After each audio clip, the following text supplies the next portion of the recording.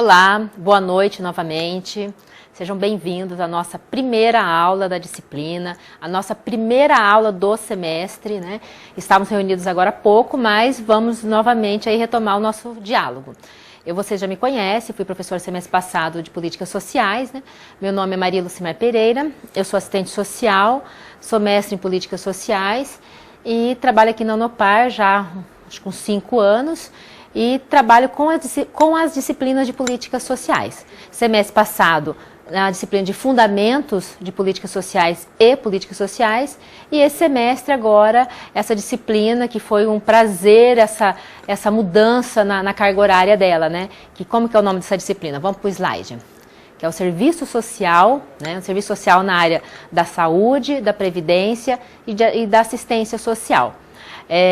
Foi com muito prazer que eu tive a notícia que essa disciplina nós passamos a ter 5 encontros. Até 2 semestres atrás nós tínhamos a disciplina de serviço social, não, sobre seguridade social. Então eram só 3 teleaulas. Hoje essa disciplina passou a ter 5 encontros, né? Então é possível a gente poder aprofundar mais, né? Explorar mais o conteúdo dessa matéria, né? Então, qual que é a nossa proposta do dia de hoje, né? Nós vamos dar, então, uma introdução a essa disciplina, a essa aula, e ao final do dia de hoje, a professora Darli, que é a coordenadora do curso, virá para ter uma conversa aí com vocês em torno de uns 10, 15 minutos, tá bom? Bom, então, retomando, né, nossa disciplina, que é a disciplina de Serviço Social na área da saúde, previdência e assistência social, ou seja, sobre a política de seguridade social. O serviço social nas unidades de serviços da política de saúde, de previdência social e de assistência social. Ou seja, o maior campo de trabalho do profissional de serviço social. Então, essa disciplina nós reorganizamos a sua ementa para 5 encontros. Qual que é a proposta, então, desses encontros? Vamos lá para o vídeo, para o quadro, para a gente verificar a distribuição, né? Antes disso, né, o resumo dessa disciplina que trata do serviço social nessas áreas, né, do tripé da Seguridade Social, ela consiste em apresentar a política da Seguridade Social, sendo, né, a Previdência, Saúde e Assistência Social, enquanto campo de atuação do assistente social, o maior campo de atuação, né? Então temos como palavras-chave que nós falaremos muito durante esses 5 encontros, né? Seguridade social, proteção social, previdência, saúde, serviço social na área, né, da saúde, previdência social e assistência, né, assistência social, serviço socioassistencial também, né? Então nós temos como proposta, né, desses 5 encontros, né, que é hoje, né, a aula número 1, né, que chama Política de Seguridade Social. Então nós faremos a configuração e desafios para a sua implantação em um período neoliberal e os espaços institucionais de participação, né? Então a gente vamos conceituar a política de seguridade social e para poder fazer a introdução para a gente conversar sobre as políticas que fazem parte desse tripé, que é a política de previdência social, a sua história, seus benefícios e o espaço de atuação do assistente social. A aula 3, a política de saúde, né? A construção da universalização do direito à saúde e a atuação do assistente social. A aula 4, a política de assistência social e a implantação de uma política social e a atuação do assistente social.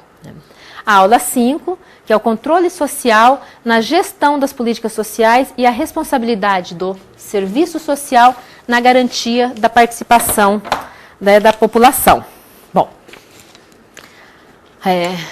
é muito comum, quando a gente localiza material que fala sobre a seguridade social, acabar dando um enfoque maior à previdência social. Então, às vezes, a gente abre lá um material sobre seguridade social, faz uma breve introdução e todo o seu desenvolvimento é sobre especificamente da previdência social. Por isso, nós tomamos cuidado de distribuir esse conteúdo, né, nesses 5 encontros, né, considerando também, né, especialmente as políticas de saúde e assistência social, né, e também as formas de gestão dessas políticas, que é a forma participativa, principalmente através dos espaços aí institucionais de participação, que são os espaços dos conselhos e os espaços das conferências, sendo este o último assunto aí dos nossos encontros, tá? E aí, para a gente iniciar, né, aliás, antes de iniciar o conteúdo, eu gostaria de cumprimentar aí os alunos e a tutora aí de Gama, né, que teve uma participação surpreendente, né, de fato cumpriram a proposta que nós construímos, nós elaboramos aí para o dia de hoje na aula atividade. E lembrando, né, da responsabilidade deste momento, deste espaço. Também é um espaço de aprendizagem, também faz parte da proposta, né, do conteúdo a ser aplicado, faz parte do material que vai ser avaliado, né, de conteúdo a ser avaliado aí nas provas, tá certo? Então, mais uma vez, parabéns aí ao pessoal de Gama, né? E aí, para a gente falar da atuação do assistente social na Seguridade Social, nós vamos falar primeiro o que é Seguridade Social. Qual que é o conceito de Seguridade Social? Vamos lá para o quadro, por favor. Então, Seguridade Social, ela compreende, conforme está, né, no artigo 194 da Constituição, um conjunto integrado de ações de iniciativa dos poderes públicos, mas também da sociedade, que é destinado a assegurar os direitos relativos a 3 políticas: a saúde, a previdência e a assistência social. Então, a Seguridade Social como conceito organizador da proteção social brasileira, ela foi uma das mais relevantes inovações no texto constitucional de 1988, porque ela trata da garantia universal da prestação de benefícios e serviços e de proteção social pelo Estado, ou seja, pelo poder público. No semestre passado, nós falamos sobre políticas sociais, né? A responsabilidade do Estado no enfrentamento dos problemas sociais pela via, né, da construção da proteção social brasileira, né? Então, nós não vamos falar sobre o que é política social, nós vamos falar sobre a Seguridade Social, né, que compreende esse conjunto de ações, de serviços, né, de proteções sociais que o cidadão precisa. Ou seja, para ele ser amparado, né, para ser assistido em momentos de dificuldade da sua vida, como, por exemplo, a velhice, a doença, a morte, que são momentos em que a pessoa ou a família precisa de apoio do poder público, através das políticas sociais, né, para garantir sua proteção social. Como vimos no slide anterior, fala que a Seguridade Social, a consagração desse tripé, dessas políticas, né, que compõem a proteção social, ela foi uma das grandes inovações da Constituição Federal, né? E foi nada mais do que uma conquista, não foi um presente, né, dos constituintes, falar, olha, a população, esse direito à Seguridade Social. Foi uma conquista dos trabalhadores, dos movimentos sociais, da organização desses trabalhadores, né, que se mobilizaram, reivindicaram a proteção do Estado, a responsabilidade do Estado no enfrentamento dos problemas sociais, né? Então, isso foi uma das grandes novidades da Constituição Federal.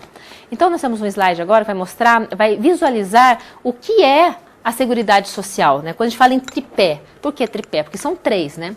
Eu gostaria que vocês se atentassem ao material que vocês receberam, se tem um desenho como esse aqui, na Previdência Social, porque estava errado, eu acabei de corrigir. Então, a Seguridade Social ela é formada pelas políticas da Previdência, Saúde e Assistência Social. Então, o que o desenho aqui nos indica?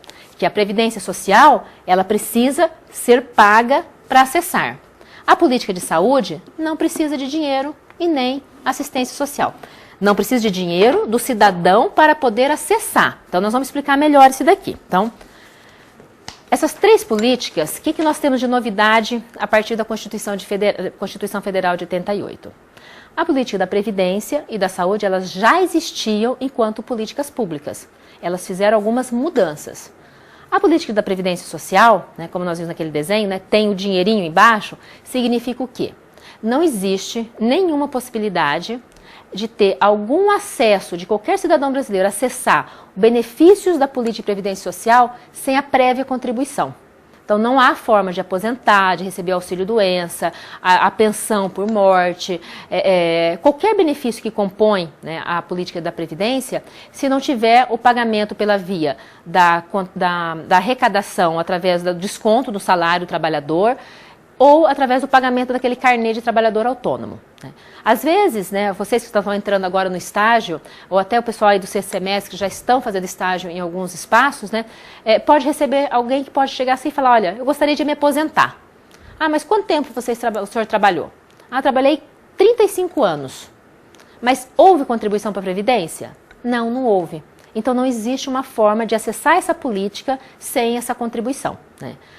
A política de saúde, ela fez uma grande mudança com a Constituição Federal. Vamos voltar para aquele slide, por favor. Nós vamos voltar várias vezes nele. Então, olha só.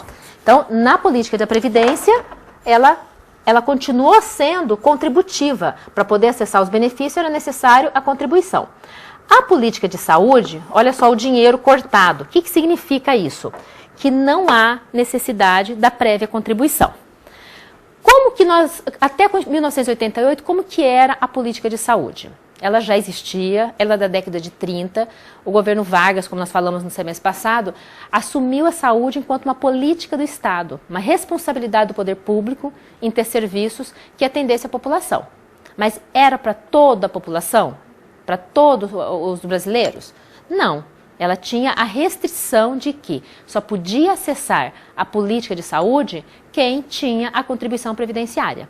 Então é muito comum quem teve ou quem ainda tem a famosa carteirinha do INAMPS. Por favor, Igor, coloca lá o slide, o próximo slide. Essa carteirinha aí. Até gostaria que vocês se colocassem aí quem teve essa carteirinha, quem ainda ou quem não teve, mas lembra deste momento, né? O que significava isso, né? Significava que quem possuía uma carteirinha dessa é que tinha alguém na família que era contribuinte da política da Previdência Social. Então, logo, a carteirinha era minha, né? Eu podia frequentar, usar o serviço da saúde. A unidade de base de saúde, hospital, fazer algum tratamento. Quem não tinha a carteirinha, ou seja, não tinha contribuição da Previdência Social, não tinha o direito da saúde pública e gratuita. Então, tinha que buscar outros recursos. A cidade grande, como é o caso de Londrina, tinha um hospital universitário. Então, facilitava o acesso à população porque não exigia a contribuição da Previdência. Em muitos municípios, a população não tinha nenhum acesso, né? Ou pagava ou morria às mínguas, né? Aí é muito comum as pessoas falarem assim, mas hoje ainda se morre às mínguas dependendo da política de saúde pública, né? Sim, acontece isso ainda, infelizmente. Mas hoje há o direito da saúde para todos. Nós veremos na terceira teleaula sobre a construção do direito universal à saúde, né? Que essa é a grande mudança na Constituição Federal, né? A saúde deixou de ser um direito contributivo, um direito para aqueles que contribuíam, para ser um direito universal para todos os cidadãos brasileiros e de responsabilidade do poder público, né? E isso foram as mudanças, né? A política da Previdência e a política de saúde. E a grande novidade, volta lá para aquele primeiro slide, por favor, isso. A grande novidade, a grande inclusão é a assistência social como política pública, como fazendo parte, né, do tripé da Seguridade Social, enquanto de formas de proteção, uma das condições de proteção social para a população, né? Por que é a grande novidade? A assistência, ela sempre existiu. A ajuda, a caridade, o apoio a quem necessitava ou quem necessita, sempre teve, né? Isso faz parte das relações humanas. Agora, a grande novidade foi termos na nossa Carta Magna, na nossa Constituição, que a assistência aos desamparados é um direito, né, um direito social que consta no artigo 6º, e a política de seguridade, da política de assistência social ser também uma responsabilidade do Estado e um direito de quem necessitar. Então, esse é o tripé da Seguridade Social que foi consagrado na Constituição Federal. E é sobre os serviços, né, as unidades de serviços dessas políticas que nós estaremos tratando sobre enquanto campo de atuação do assistente social. E por que é tão importante em todos esses encontros a gente resgatar o processo histórico da construção dessas políticas? Para podermos entendermos como que elas são configuradas hoje, né, é necessário conhecer a sua história. O que temos hoje enquanto de garantia de direitos, né, esse arcabouço legal que nós temos, que é privilegiado comparado com grande parte dos países, inclusive é referência para muitos países, né, ele foi construído ao longo do tempo, especialmente aí no século XX.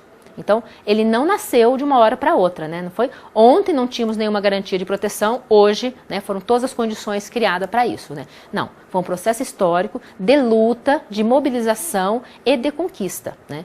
Tanto que uma das grandes referências que nós temos é a Constituição de 88, né? Então, grande parte aí da população indignado com a situação que passava o país, indignado com a falta de responsabilidade do poder público com a população que não tinha acesso a serviço público, né? Foram para as ruas, né? E reivindicar, mobilizar, exigir do Estado que o Estado assumisse essa responsabilidade, né, no enfrentamento aí dos problemas sociais, né? Então, portanto, estamos nessa fase de construção, né? A gente conversava agora há pouco na aula de atividade, né?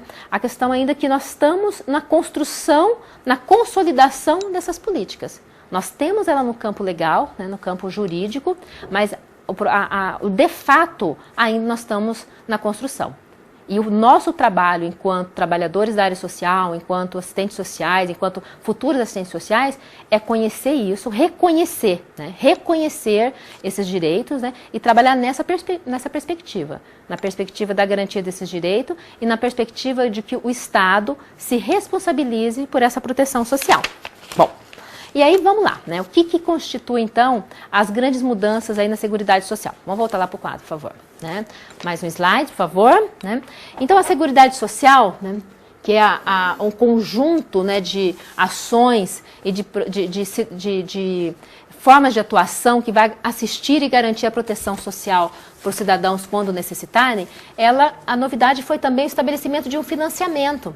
Né, um financiamento, né, que para poder estruturar essas políticas, implantar, no caso da política de assistência social, e para implementar a política de saúde e de previdência social. Muda-se as formas de gestão dessas políticas, também, né, enquanto uma novidade aí da Constituição Federal. As formas de gestão passam a ser com a participação social e com a descentralização. O que significa isso, né? Até 88, todas as decisões, né, tomadas no âmbito das políticas sociais eram tomadas de forma centralizadas. O governo federal tomava a decisão, criava-se uma lei, um decreto, alguma normativa, e os governos de estado e os governos municipais executavam, né? Com a Constituição, estabeleceu que as gestões das políticas sociais seriam descentralizadas. O que quer dizer isso, né? A descentralização de poderes, a divisão de poderes, a divisão de responsabilidades, né? Que hoje, né, na Conferência de Assistência Social, inclusive, é tema, né, que é o Pacto Federativo, né? Qual que é o pacto dos entes federados na execução das políticas sociais? As políticas, elas são executadas no âmbito do município. Mas quem são os responsáveis pelos financiamentos, né? Pelo dinheiro que vai criar, que vai dar as condições para estruturar essas políticas. Então, os pactos, né, consta a responsabilidade do governo federal e do governo federal, estadual e municipal. Então, por isso a descentralização de poderes e a descentralização de responsabilidades. E outra forma de gestão é a gestão participativa. Então, há hoje a necessidade, não é apenas um direito, mas uma responsabilidade de que a gestão dessas políticas sejam participativas, que sejam tomadas essas decisões nos espaços institucionais de participação. Por exemplo, os conselhos municipais, os conselhos estaduais e o Conselho Nacional aí de cada política, onde esses conselhos são formados paritariamente pelo poder público e pela sociedade civil, onde são discutidas ali no âmbito local as necessidades, né, e o que se fazer com o recurso público. Então, esse poder que antes, né, era do prefeito, do governador e do presidente, hoje ele passa a ser um poder da população de decidir o que se fazer com esse recurso. Quais são as prioridades dessas políticas? Esse ano, em 2015, é o ano considerado o ano das conferências, né? Parece, se eu não me engano, são 8 conferências que nós temos que ter, né? Da assistência social, da saúde, da habitação, da cultura, enfim, de várias políticas sociais, onde vamos avaliar as políticas sociais nos últimos 2 anos e indicar diretrizes para os próximos 2 anos, né? Na política de assistência social, mais ainda, né? Estabelecer diretrizes para os próximos 10 anos, para que de fato ela seja consolidada, né? Então isso é muito importante para nós, né, futuros assistentes sociais e os assistentes sociais aí que são os tutores, né, e as tutoras, né, saber disso, né, que nós estamos num processo de implementação de gestões.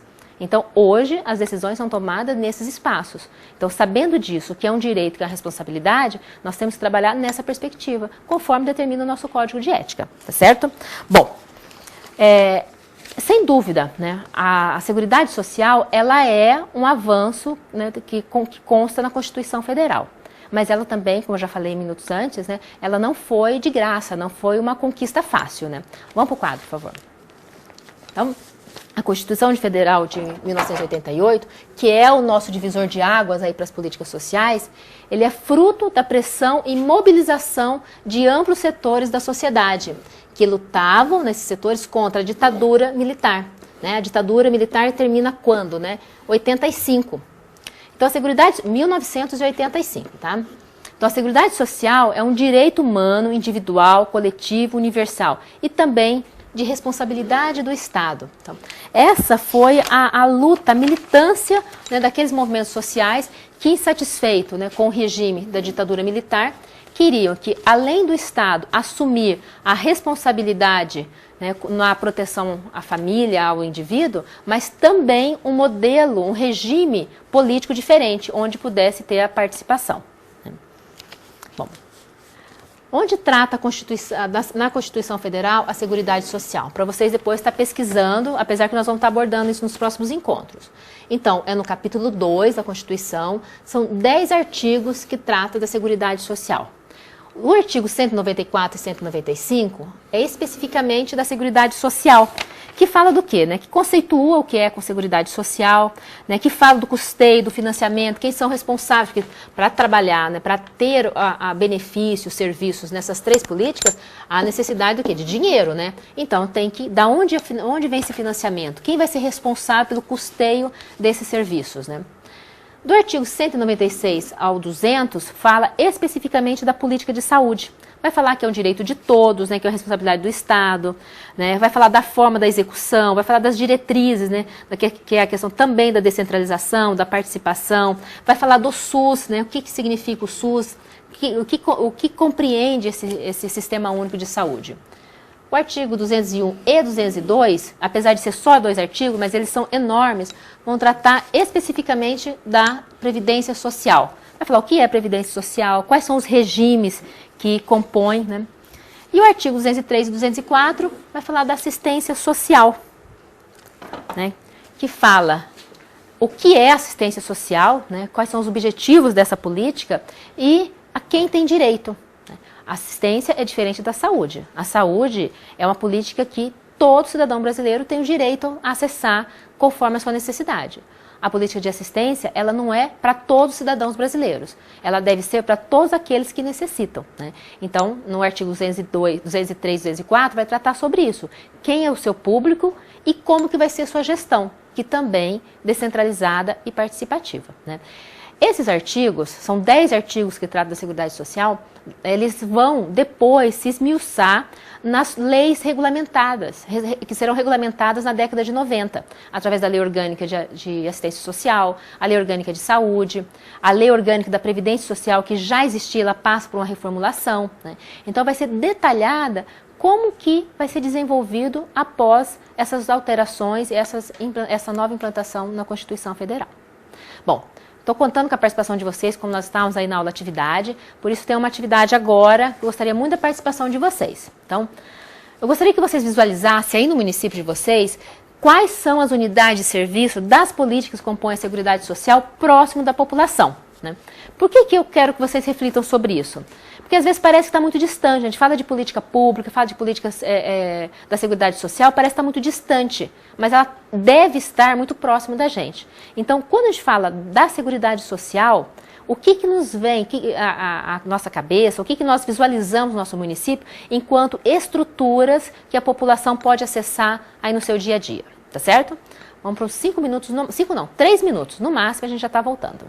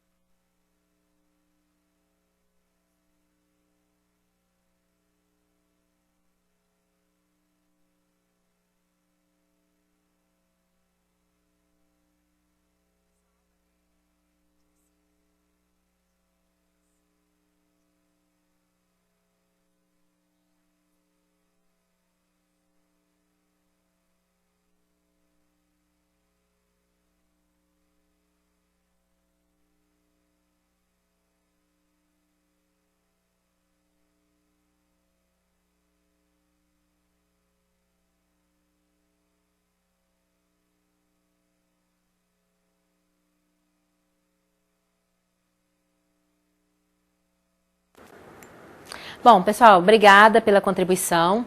Então, quais são as unidades de serviços que estão próximas da população que se refere às políticas de previdência, saúde e assistência social, né? Onde a população acessa rapidamente conforme a necessidade.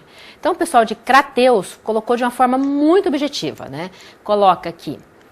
No que refere à política de assistência social, percebemos os equipamentos do Centro de Referência de Assistência Social e o Centro de Referência Especializado em Assistência Social, que ofertam, respectivamente, proteção social básica e especial para aqueles que necessitam.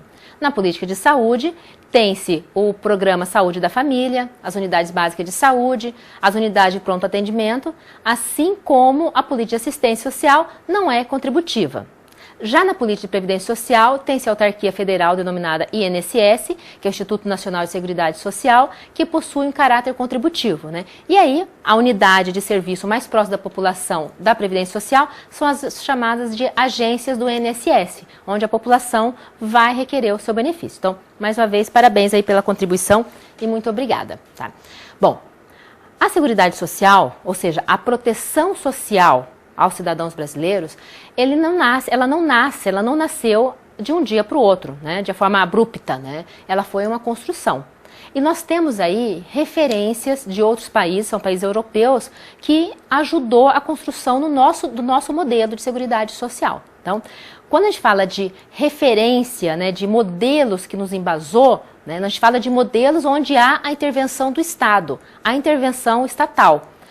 Enquanto experiências de grupos, né, de trabalhadores que se organizavam, criava-se um fundo, né, um fundo de dinheiro, onde havia contribuição e quando eles necessitavam, buscavam ajuda nesse fundo, nós temos experiência desde o século XVII. Né? Agora, enquanto o Estado responsável de fazer essa mediação, de criar leis, né, inclusive em determinados momentos financiar, isso é recente, inclusive, na história de outros países. Então, vamos para a primeira referência que nós temos, né, que é chamada, que é o modelo bismarckiano, que foi na Alemanha, né, que se registra as primeiras iniciativas de benefícios previdenciários, que vieram a constituir a Seguridade Social. Então, foi em 1883, durante o governo do chanceler Otto von Bismarck, que foi essa proposta desse modelo, né, que a gente chama de modelo bismarckiano, foi em resposta a greves e pressões dos trabalhadores, né, mediante as suas insatisfações aí com as condições de trabalho. Então, como que funcionava esse modelo, né? O acesso era condicionado à contribuição direta e antecipada do trabalhador, e a outra parte era financiado pelos empregadores, né? Então, olha, em 1803 a 1808, que foi a elaboração desse modelo. Né? Então, foi o Bismarck que chegou e presenteou os trabalhadores, olha, a partir de agora vocês terão uma segurança social, que mediante algumas necessidades vocês podem buscar, né, esses benefícios? Não, né? Foi durante o processo da Revolução Industrial, onde havia exploração, né, da mão de obra, onde não havia regras claras, né, do trabalho, onde havia aquelas longas jornadas de trabalho, não se tinha segurança de acidente de trabalho, de quando a pessoa adoecia, não se tinha garantia, né, das condições mínimas de trabalho, né, de condições de segurança de trabalho. Né. A partir da mobilização dos trabalhadores, a partir da organização desses trabalhadores, né, em resposta a essa mobilização, que foi expressa através das suas greves, se construiu esse modelo que é chamado de Seguridade Social, a origem da Seguridade Social. Né? Então, o Estado criou-se uma lei, né, criou-se plano, onde responsabilizava o trabalhador e o empregador de colocar dinheiro no fundo e esse fundo ser acessado mediante a necessidade do trabalhador. Só bem depois é que o Estado passa a contribuir financeiramente para esse fundo e passa a ter 3 partes de financiamento, o trabalhador, o empregador e o Estado. Mas neste primeiro momento, o papel do Estado é regular, né, é ter uma lei que regulamenta esse funcionamento. Então, esse é o modelo, né, que a gente tem como referência, que é o modelo de Bismarck, né, o modelo bismarckiano. Né. Aí o outro modelo, vamos lá para o quadro, por favor. O outro modelo, né, foi construído durante a Segunda Guerra, 1942, e foi formulado na Inglaterra, que é chamado o Plano Beveridge, que apresenta críticas ao modelo bismarckiano, né, vigente até então, né, e propõe a instituição do welfare state, né, o estado de bem-estar social, que constitui em quê? Né? Os direitos têm caráter universal, né, ou seja, todos devem ter o direito, né, que é destinado a todos os cidadãos incondicionalmente, garantindo mínimos sociais a todos em condições de necessidade. Então, o financiamento é proveniente dos impostos fiscais e a gestão também é pública e estatal, esse modelo, né? Então, ele é bem diferente do modelo, né, bismarckiano, que é o modelo Beveridge, né? Por que Beveridge, né? Foi um economista que elaborou, que é William Beveridge, né? Ele, em plena Segunda Guerra Mundial, onde havia um desemprego enorme, o aumento da pobreza, a população vivendo em péssimas condições, né? Sem emprego, sem comida, né? E aí ele é chamado para elaborar um plano de enfrentamento a essa situação, né? Então, ele faz a crítica ao modelo bismarckiano, que o modelo bismarckiano, a proteção é para aquele que trabalha, né? Aquele que já está no mercado de trabalho, e para aquele que contribui, né, para a sua segurança, contribui financeiramente. O plano Beveridge, ele universaliza, é para todos que estão em necessidade, né?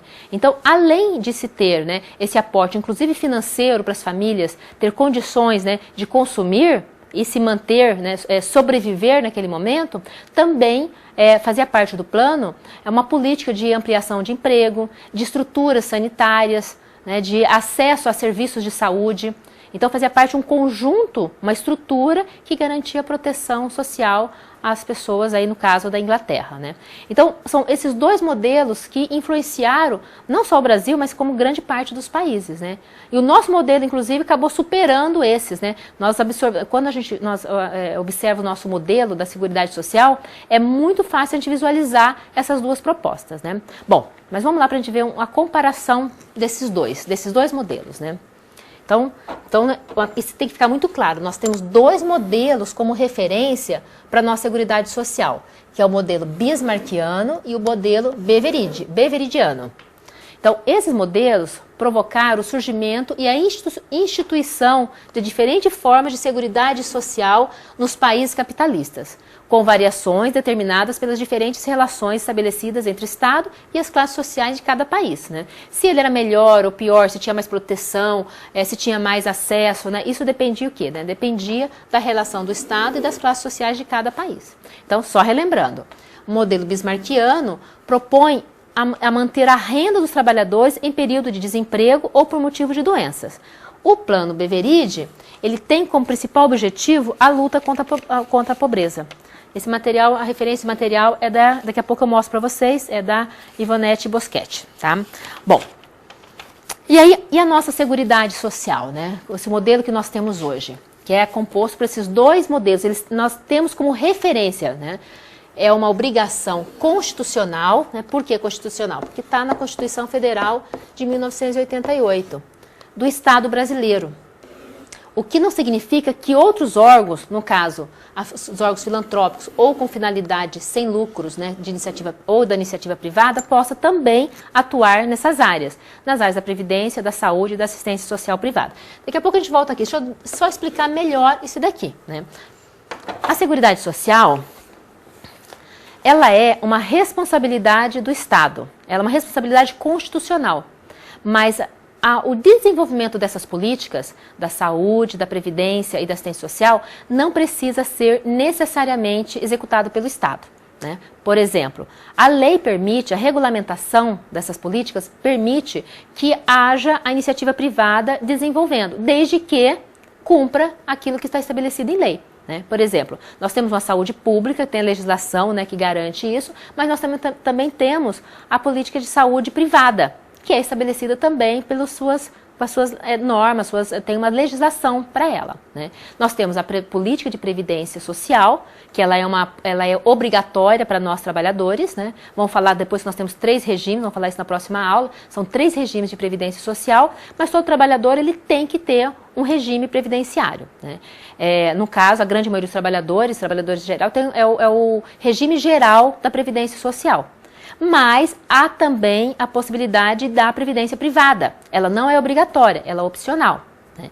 Na política de assistência social, é uma responsabilidade do poder público desenvolver os serviços, mas também há a condição de que organizações da sociedade civil, sem fins lucrativos, também prestem esses serviços. Todas essas organizações, tanto da sociedade como do poder público, têm que seguir a lei, né? Então, aquela organização que se propõe a desenvolver ações da política de assistência social, como por exemplo, né, ela não vai desenvolver a partir daquilo que ela acredita que tem que ser. Se ela acreditar naquilo que a lei consta, como a Lei Orgânica da Assistência Social, as normativas daquela política, perfeito, né? Ela pode desenvolver, né?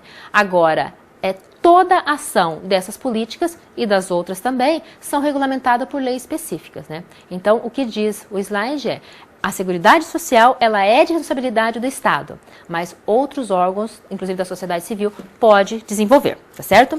Bom, vamos voltar lá para o quadro. Ah, não, agora uma atividade, né? Outra atividade.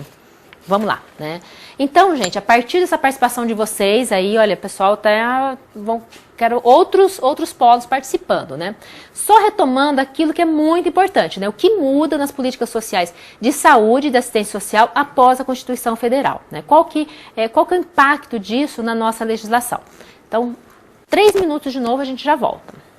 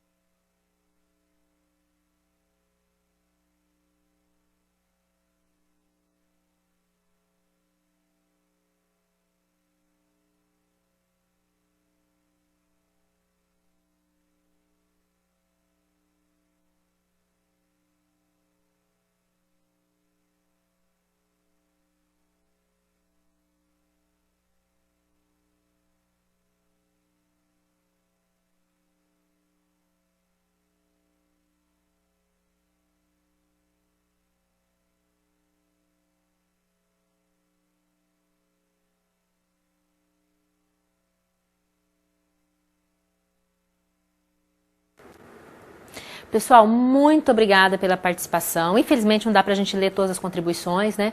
Então a gente sempre vamos fazendo um revezamento aqui pelos polos, tá?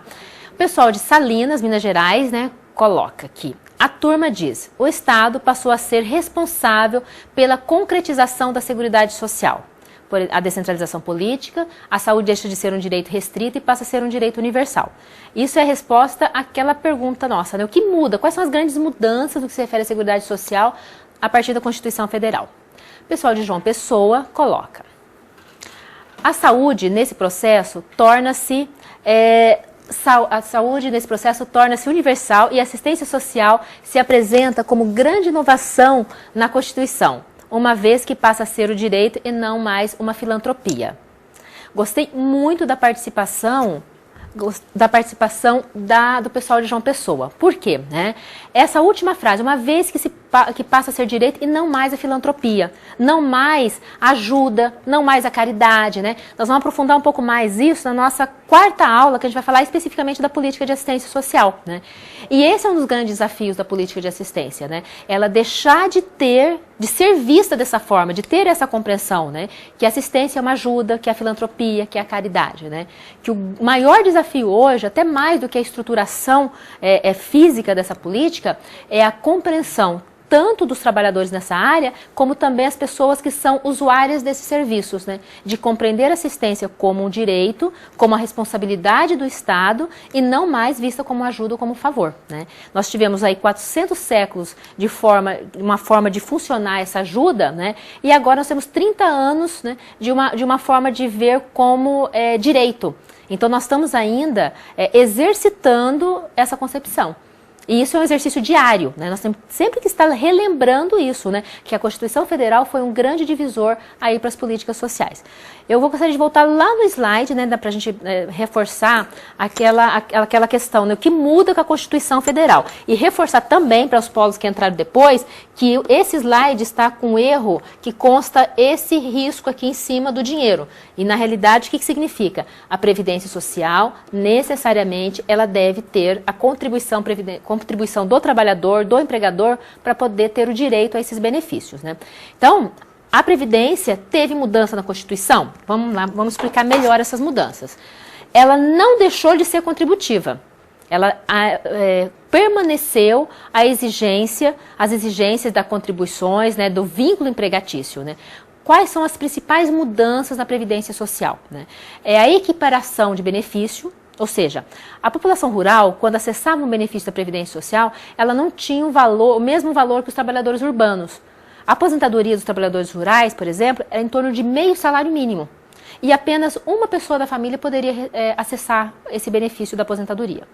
Com a Constituição Federal, todos os trabalhadores rurais que comprovava o período de trabalho poderia acessar o benefício, independente se tinha outra pessoa na família ou não. E passou também a ser equiparado com o mesmo valor de benefício dos trabalhadores urbanos, né? Vamos voltar lá para o slide de novo, por favor. Então, outra mudança, que isso aqui vocês não podem esquecer, isso é conteúdo inclusive de prova, gente. Qual que é a mudança na saúde, né? A saúde antes ela estava vinculada à Previdência Social. Para poder acessar o serviço de saúde, tinha que ter a contribuição previdenciária. Ela passou a ser um direito universal, um direito para todos, né? E a assistência social é a grande novidade, né? Ela passa a ser uma política pública, passa a ser a responsabilidade do poder público, a responsabilidade do Estado com a população que passa necessidade. E a diferença o Estado anteriormente, ele não tinha a responsabilidade em desenvolver ações, serviços para essa população que não pagava a Previdência Social, né? A sociedade desenvolvia essa ajuda para essa população. Não se tinha a responsabilidade civil, constitucional do Estado desenvolver isso. Então, passa, a partir de 88, o Estado ser o ente responsável para garantir essa proteção social. Estamos ainda nesse processo de construção. Então, a Constituição Federal, ela amplia os direitos sociais. Ela reforça que o Brasil é um Estado de direito democrático. É um Estado onde a população tem o direito, né? E o direito, ele tem que ser operacionalizado através das estruturações das políticas sociais. Por exemplo, lá no artigo 6º fala do direito à moradia. Então, como é que se operacionaliza o direito à moradia? Tendo uma política de habitação, né, que estabeleça as regras para acessar essa política. Quando se fala em direito ao trabalho, né, se tem política de como funciona o trabalho, né? Então, essas estruturas dos direitos sociais, né, que darão respostas, que darão acesso para a população dos direitos sociais. Então, os direitos sociais eles não podem ser subjetivos, né? Pode ser, que a gente chama assim, de sujeito oculto, que nós não sabemos aonde buscar, né? Os direitos sociais são garantidos através das estruturas das políticas sociais, né? Então, isso foi um grande avanço conquistado na Constituição Federal, né? Aquilo que a Inglaterra implantava na década de 40, que é um estado de bem-estar social, que é um estado de proteção a toda a população, né, que acontece em 1940, na década de 40 na Inglaterra, o Brasil passa a discutir isso no final da década de 80. 40 anos atrás, 40 anos depois, a gente passa a discutir a ampliação da proteção social, né? Mas isso foi um avanço. Mas o que acontece nesse período, né? A gente tem uma grande frustração, né? Os militantes das políticas sociais nesse período teve uma grande frustração. O que acontece? Vamos lá para o quadro. Então, a Constituição Federal de 88, ela é fruto da mobilização da população, da mobilização popular. Ela também é fruto da redemocratização da sociedade, mas num contexto onde a ofensiva neoliberal cobrava a redução do Estado na regulação econômica e social. Professora Lúcia Cortes, que fala sobre isso, né?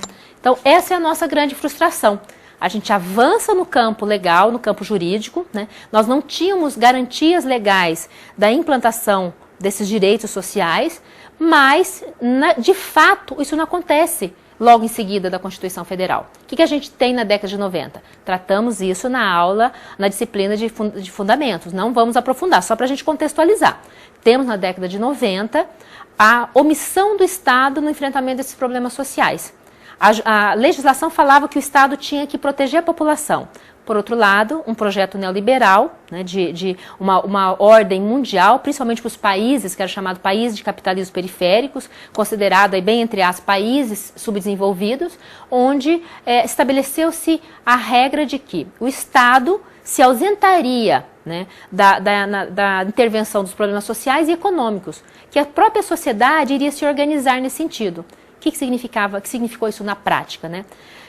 Historicamente, a sociedade sempre cuidou dos seus pobres, sempre cuidou daqueles que precisavam de ajuda, né? Não estou falando da questão do direito, para aqueles que precisavam de ajuda, né? A sociedade assumiu isso, porque não se tinha uma lei que responsabilizava o Estado. Quando nós passamos a ter uma lei, aí tem a implantação desse projeto que determina, de forma econômica, inclusive com punições, com restrições econômicas, né, o afastamento do Estado nessas intervenções. Então a sociedade, ela continua tendo que se responsabilizar pela sua população pobre. Então na década de 90 foi o período que mais teve organizações não governamentais implantadas, as chamadas organizações do terceiro setor.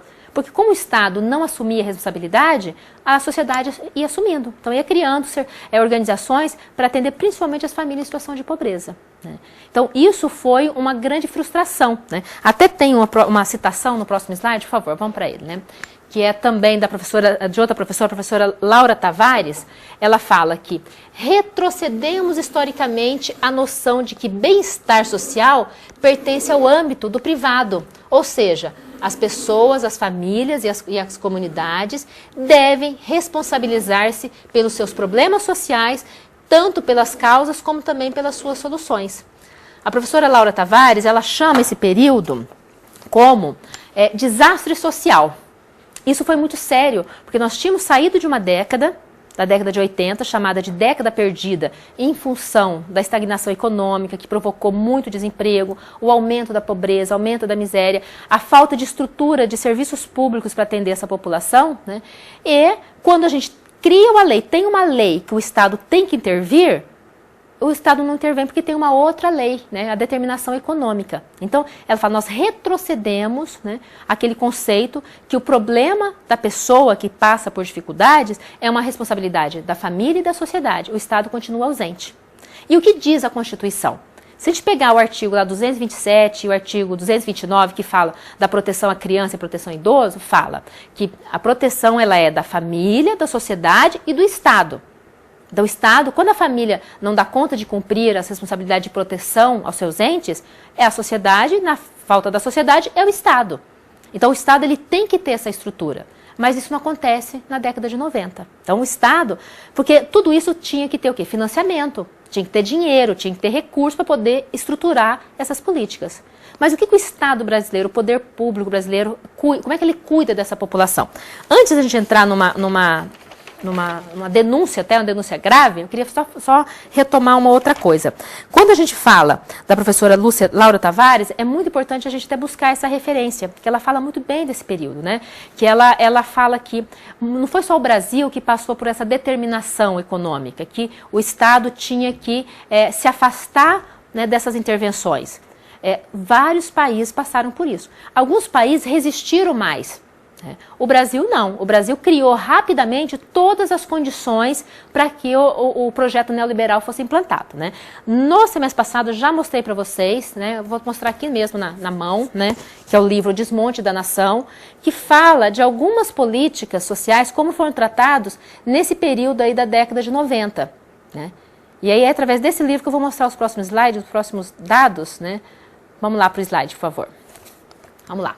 Então, o que ele traz, né? Esse material nos mostra, né? Ele chama Desmonte da Nação. A professora Laura Tavares fala, Laura Tavares Soares, ela chama de desastre social, porque essa ausência do Estado aumentou o problema social. E esse autor, que é o Ivo, ele chama de desmonte, o desmonte da nação. O que acontece nesse período, né? As privatizações das grandes empresas estatais, daqui a pouco a gente volta aqui.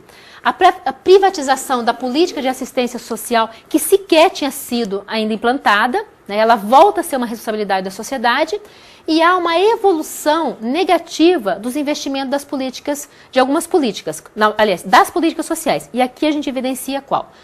A política de educação e cultura, né, que fazia parte de um único ministério. O que a gente percebe aqui? A questão do orçamento. Em 1995, teve um orçamento, a política de educação e cultura, de 14 bilhões. Quando a gente vai aqui para o ano de 1998, olha, a gente visualiza essa evolução negativa. A gente chega em 1998 com um pouco mais de 11 bilhões. Então, se a gente fizer um cálculo rápido, dá em torno de 30% de redução. Aí a gente tem a política de saúde, né? A política de saúde em 1995, ela tem um orçamento destinado de 19 bilhões e 900 milhões.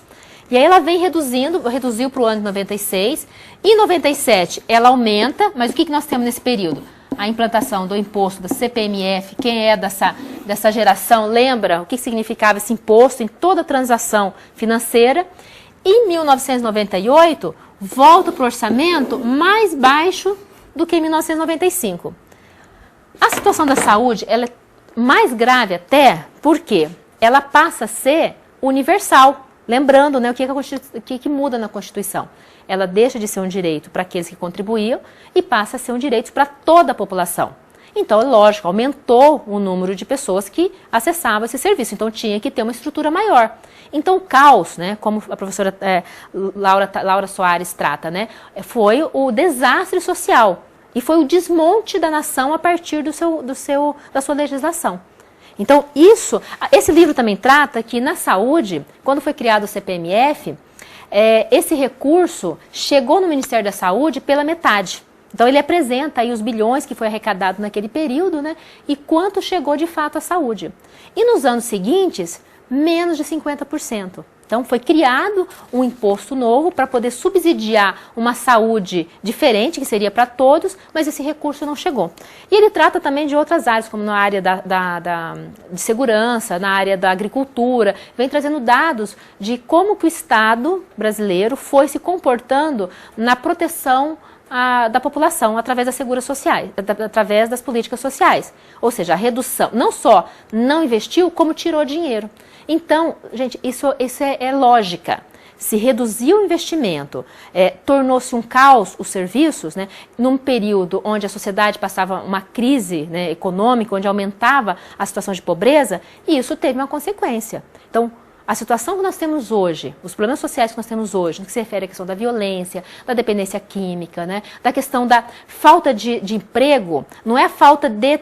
até se tem emprego. Muitos municípios falam assim, não tem emprego, só não tem, está faltando pessoas. Nós temos hoje uma grande parcela da população que não se preparou para o mercado, não teve acesso à formação, à capacitação, não teve acesso a uma política de educação que possibilitasse essa inclusão no mundo do trabalho, né?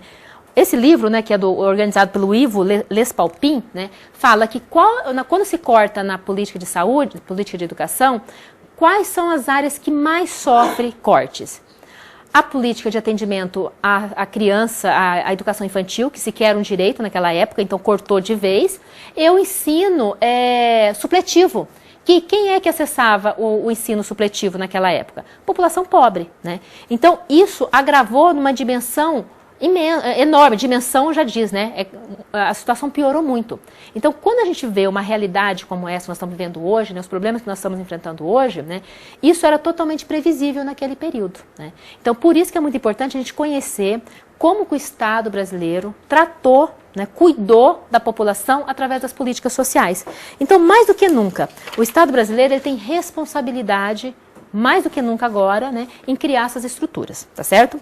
Bom, naquele momento onde, além de não ter o investimento nas políticas sociais, se retirou dinheiro do orçamento, né, qual que era a proposta do Estado para o enfrentamento desses problemas? Vamos lá para o quadro, por favor.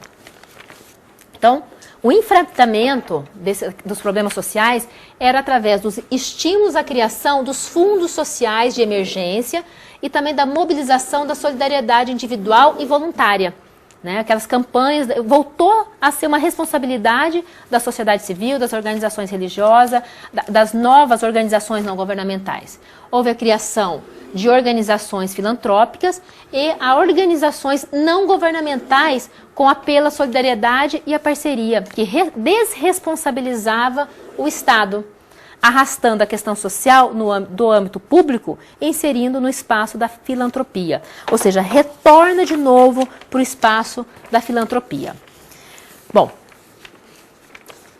gente, então nós ganhamos, né, tem aquela expressão, ganhamos, mas não levamos, né, naquele momento. Ganhamos, avançamos no âmbito da proteção social, no que se refere à seguridade social, né, mas, de fato, a década de 90, apesar de ter sido a década das regulamentações dessas políticas sociais, nós não conseguimos implantar.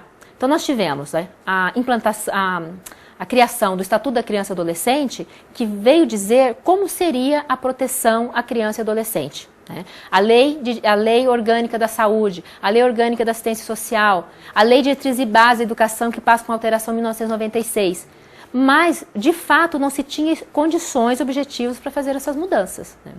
Então, não foi por falta de legislações que nós não avançamos nesse âmbito. Né? Nós temos, né, nós vamos ver isso lá na última aula, né, as tendências das políticas sociais atuais. Nós avançamos agora na última década com a implantação de alguns serviços nas áreas, né, da assistência e da saúde, mas quase 20 anos depois.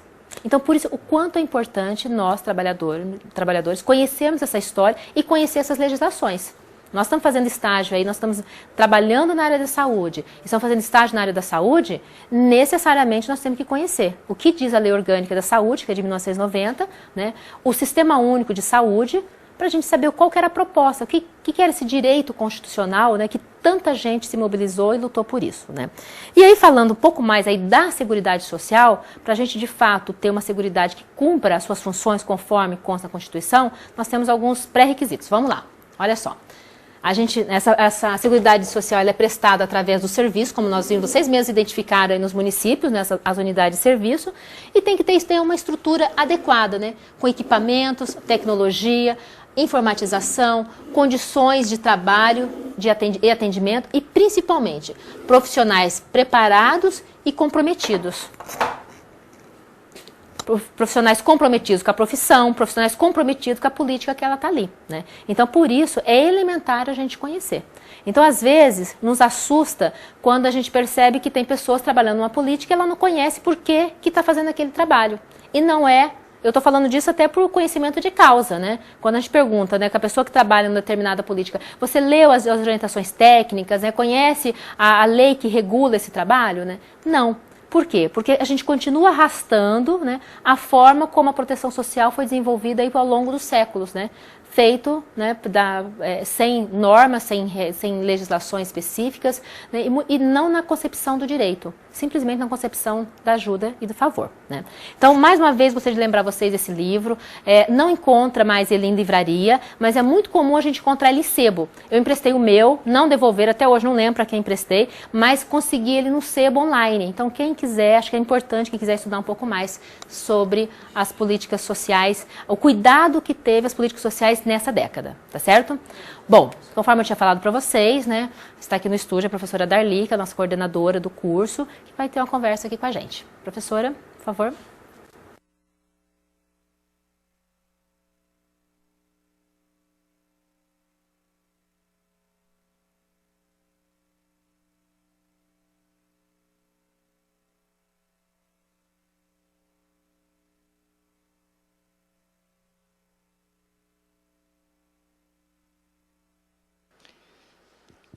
Oi, gente, boa noite. Não interrompi a aula, tá? A professora já estava finalizando, vocês estavam vendo já a bibliografia, tá certo? Mas eu estou aqui nesse finalzinho de aula, aqui no finalzinho de noite, no finalzinho de semana, para dizer para vocês o seguinte, que a gente está iniciando as atividades, né? E dar as boas-vindas para vocês, né? São alunos aí que já estão se encaminhando da metade para o fim do curso de serviço social, e é um prazer estar com vocês de novo, né? E a gente trouxe aqui para pontuar alguns aspectos, e também no final da nossa fala aqui de hoje, eu vou deixar para vocês aí um vídeo sobre a avaliação de vocês, né? Como é que se constitui o conceito de vocês. É um vídeo explicativo que vocês podem acessar depois ao longo do semestre, tá bem? Então, a gente vai começar passando para vocês aí um vídeo que vai falar um pouquinho sobre as profissões do serviço social. Então, acompanhem aí, por favor.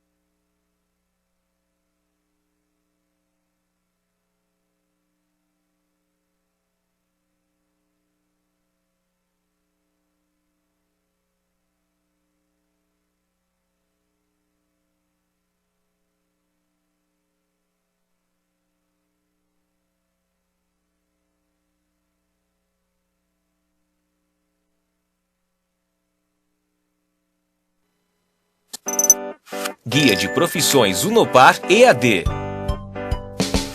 Se você possui um perfil questionador e está atento às transformações das políticas sociais e internacionais, o curso de Serviço Social pode ser uma boa opção de profissão. O curso de Serviço Social tem duração de 8 semestres e é apresentado na modalidade semipresencial. Todo o conteúdo é voltado para dar base para que você compreenda e analise a realidade social numa perspectiva histórica, crítica e propositiva. A grade curricular inclui bastante sociologia, teoria política, filosofia e economia. Por isso, durante o curso você terá condições de propor ações que melhorem as condições de vida de pessoas, sejam crianças, adolescentes ou adultos, criar campanhas de alimentação, saúde, educação e recreação e implantar projetos assistenciais. Os empregos públicos na esfera do Estado, por meio de concursos públicos, vêm se revelando uma das melhores opções. Mas você também poderá atuar na assistência à criança e ao adolescente, em empresas, em organizações privadas e entidades do terceiro setor, na área de saúde, em programas governamentais, a implementação de projetos. O Sudeste é a região com maior demanda, mas há procura de profissionais qualificados em todo o país. A remuneração do mercado de trabalho varia de acordo com a região. Unopar, mais próxima para você ir mais longe. Então, gente, vocês viram aí, né? O mercado de trabalho está esperando, né, mais profissionais aí para engajar nessa luta, nesse trabalho aí com as políticas sociais. Muito, muito gratificante para a gente estar aqui com vocês, né, nesse processo aí de formação e também nesse papo, nessa conversa que a gente tem aí com relação aos profissionais que nos auxiliam, que é os tutores de sala, que são aqui os tutores à distância que estão aqui com a gente. Então, essa interação dessa gama de profissionais faz aí nosso curso crescer, nossa formação também amadurecer, ok? Eu tenho para vocês aí só para mostrar as disciplinas dos semestres, né? E também os portfólios que estão na sequência aí dessa informação que eu vou passar para vocês. Nós vamos trabalhar aqui, como vocês já tiveram aí a primeira aula com a professora Maria Lucimar, nós vamos trabalhar as políticas da saúde, previdência social e assistência social. Essa disciplina tem uma carga horária bem significativa e vai auxiliar aí vocês nesse conhecimento. Depois nós teremos serviço social e processo de trabalho, direito e legislação social, e vocês têm aí também, né, a execução da segunda etapa do estágio, e, por último, a disciplina de seminários da prática, né? Eu vou pedir aqui só para o menino deixar para mim os portfólios, que são os temas dos portfólios, para eu passar para vocês, tá certo? E eu queria também dizer para vocês, né, da importância de vocês estarem presentes aí em todas as teleaulas, para que vocês possam aproveitar esse material e essa disponibilidade aí dos professores de estar passando para vocês todos os referenciais, todos os pontos, os nós, né, da nossa formação, da profissão de modo geral, compartilhando com vocês as experiências profissionais que eles têm. Então, não deixem de vir às teleaulas, é importante que vocês estejam com a gente, que vocês participem, né, conosco aqui do processo de formação. Vou mostrar para vocês, então, os portfólios deste semestre. Vejam aí comigo. Nós vamos trabalhar no portfólio individual a questão do BPC, que é o benefício de prestação continuada, né? Nós vamos buscar aí trabalhar com vocês as questões dos requisitos para concessão, né?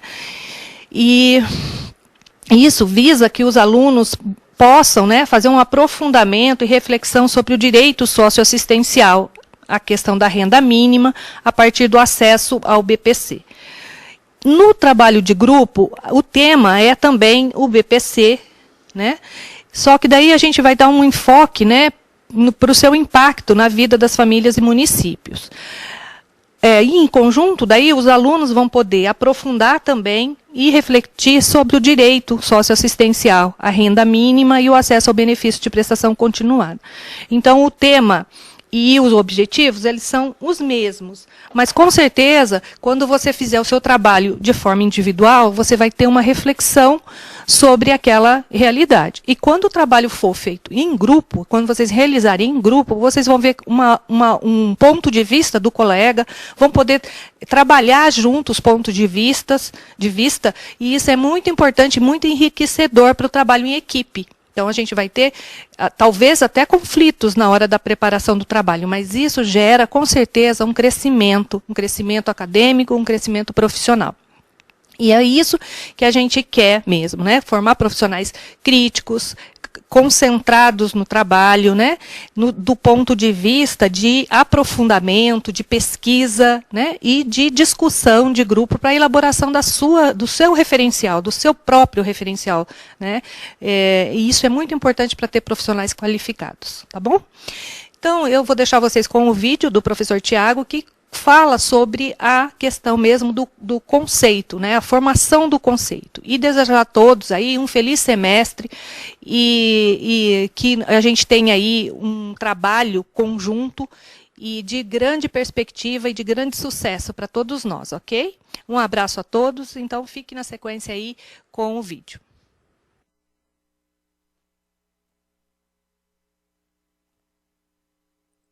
Olá, tudo bem? Sejam muito bem-vindos ao Unopar EAD.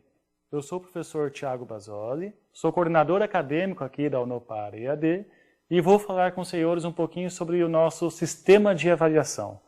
Tudo aquilo que vocês precisam realizar no decorrer do semestre para ter aprovação nas disciplinas e no semestre para poder aí integralizar o curso, ok?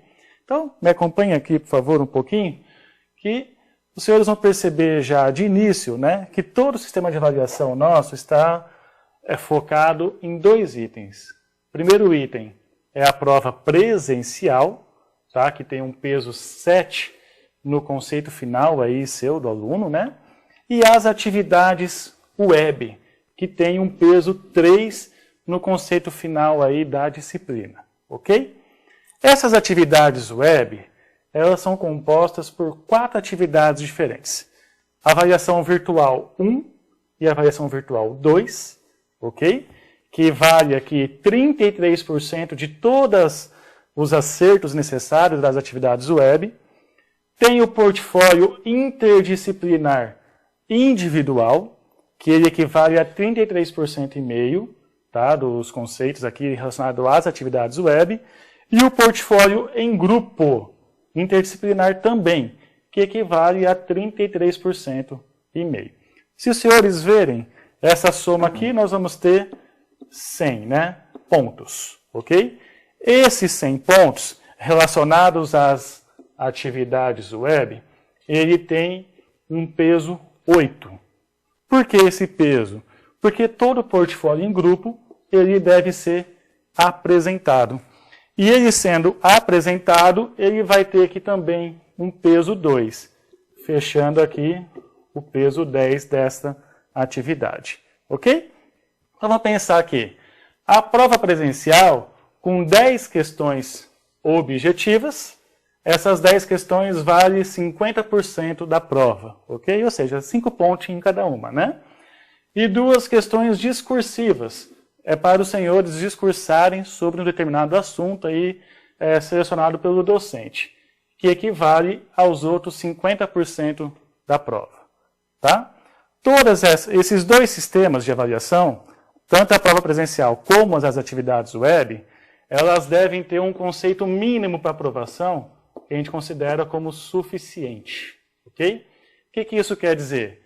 Que eu tenho que ser aprovado na prova presencial e ser aprovado no conjunto das atividades web, com conceito mínimo suficiente. Se eu tirar excelente aqui na prova, ou seja, eu gabaritei a prova, mas eu estou tirando aqui um insuficiente, por exemplo, nas atividades web, eu vou estar reprovado na disciplina, ok? Portanto, suficiente nas atividades e suficiente na prova presencial. Pode passar, por favor. Um conceito aqui interessante da prova presencial é para os senhores poderem realizar a primeira chamada, a segunda chamada e a prova de recuperação.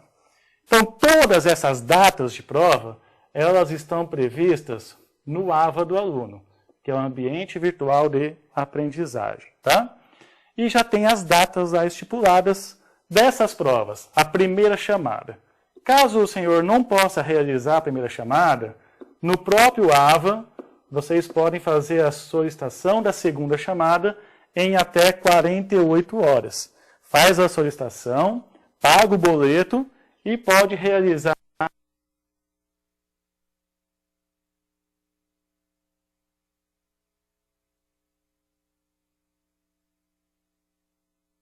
a prova de segunda chamada, ok? Aí vem um detalhe muito importante, por favor, prestem atenção. Se eu realizei a prova de primeira chamada ou segunda chamada e obtive conceito insuficiente, isso quer dizer que eu vou fazer a prova de recuperação. Feito? Agora, eu não fiz a prova de primeira chamada, não solicitei a prova de segunda chamada também. Isso quer dizer que você, aluno, não tem direito a realizar a recuperação. Ou seja, a ausência na prova de primeira e prova de segunda chamada dá reprovação direta na disciplina, sem direito à recuperação, ok? Recuperação é somente para aqueles alunos que realizaram a atividade e não conseguiram obter o conceito suficiente. Estou falando de conceito aqui, né? Vamos ver a nossa grade de conceito um pouquinho, para vocês, os senhores ficarem mais inteirados? Olha lá.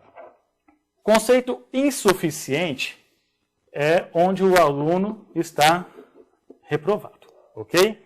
Então, quem obter até 59% de acerto é considerado conceito insuficiente e está reprovado na disciplina. Aí, até 69% é suficiente. 79% é o conceito bom. De 80% a 89% é o conceito muito bom. Quem acerta entre 90% a 100% das atividades é o conceito excelente, que é a nossa nota máxima. Tá? Eu sei que passando assim rapidamente, né, esses números para os senhores pode ficar um tanto quanto confuso. Por isso eu preparei uma planilhazinha para a gente poder estar realizando algumas simulações para os senhores se identificarem e verificarem como é que é atribuído o conceito dos senhores à disciplina, ok? O que gera aprovação, o que gera reprovação. Então vamos ali comigo na planilhazinha rapidamente. Vamos lá? Pode abrir o Excel, por favor. Aí nós vamos conseguir realizar a nossa